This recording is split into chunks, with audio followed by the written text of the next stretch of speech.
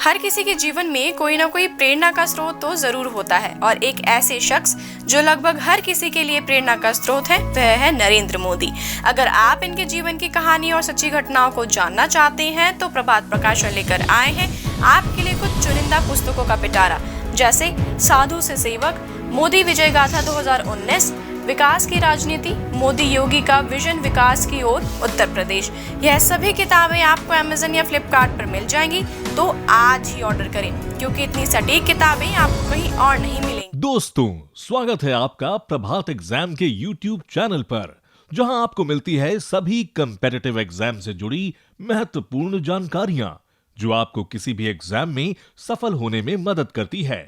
अगर आप हमारे YouTube चैनल पर पहली बार आए हैं तो हमें लाइक और सब्सक्राइब जरूर कर लें और हमारे लेटेस्ट वीडियोस सबसे पहले आप तक पहुंचे इसके लिए बेल आइकन को प्रेस करना ना भूलें।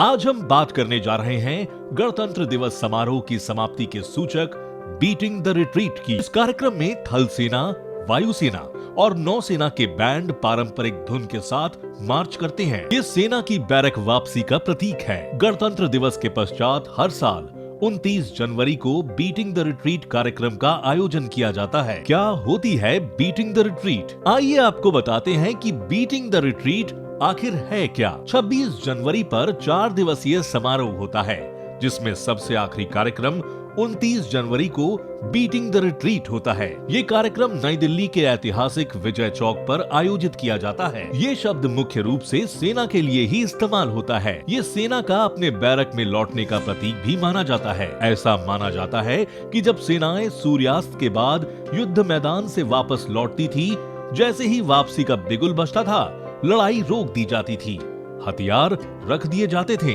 और युद्ध स्थल छोड़ दिया जाता था। इस दौरान झंडे नीचे उतार दिए जाते थे। इसे ही बीटिंग रिट्रीट कहते हैं। भारत में ये समारोह साल में एक बार गणतंत्र दिवस के मौके पर आयोजित किया जाता है। बीटिंग रिट्रीट में इस बार क्या रहा खास? सभी महत्वपूर्ण सरकारी भवनों को 26 जनवरी से 29 जनवरी के बीच रोशनी से सजाया गया। इस साल बीटिंग रिट्रीट समारोह में प्रस्तुति देने के लिए भारत निर्मित 1000 ड्रोन तैयार किए गए थे, जिनकी रोशनी से पूरा आसमान जगमग हो गया। पहली बार ड्रोन को इस कार्यक्रम में शामिल किया गया है। ये ड्रोन नेशनल वॉर मेमोरियल की तस्वीर बनाते हुए दिखे। 10 मिनट के इस ड्रोन लाइट शो के जरिए अंधेरे आकाश में कई रचनात्मक संरचनाओं के माध्यम से 75 सरकारी उपलब्धियों को प्रदर्शित किया गया। इनमें मेक इन इंडिया के चिन्ह, आजादी का अमृत महोत्सव जैसे अभियानों को भी ड्रोन के जरिए दर्शाया गया। इसके अलावा बीटिंग द रिट्रीट समारोह में पहली बार लेजर शो का भी आयोजन किया गया। यह आयोजन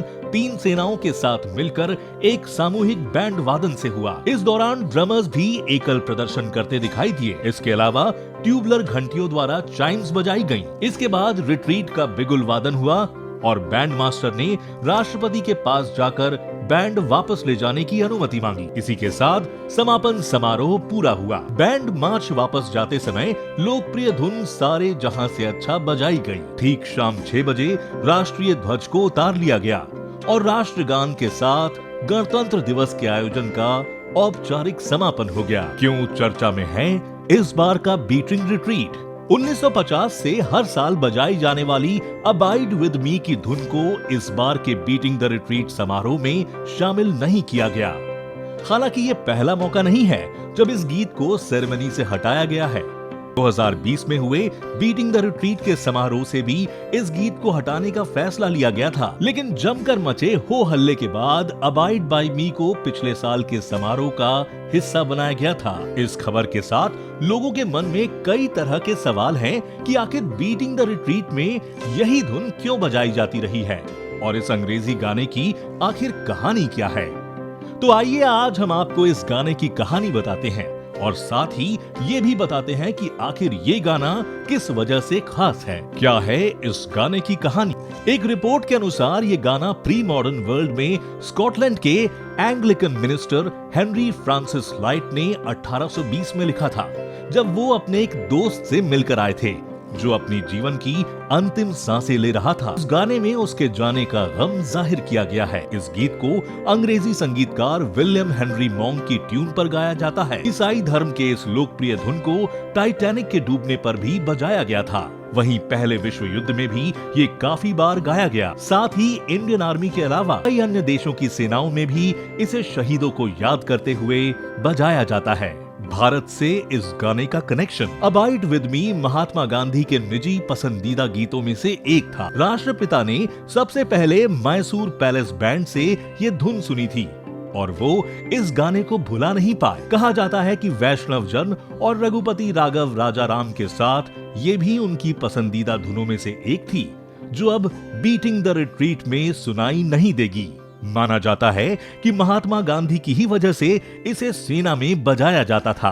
अब किस गाने ने ले ली जगह? इस साल के बीटिंग रिट्रीट समारोह का समापन सारे जहां से अच्छा की धुन के साथ हुआ।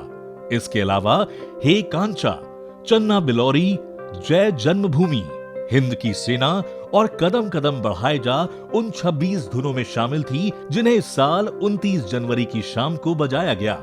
इस समारोह में 44 बिगुल वादक, 16 तुरई बजाने वाले और 75 ढोल वादकों ने भाग लिया। आपको हमारा ये वीडियो कैसा लगा कमेंट सेक्शन में हमें जरूर बताएं। अगर आपको हमारा ये वीडियो पसंद आए तो इसे अपने दोस्तों से शेयर करना ना भूलें। ऐसे ही और भी दिलचस्प जानकारियों के लिए देखते रहिए प्रभात एग्जाम।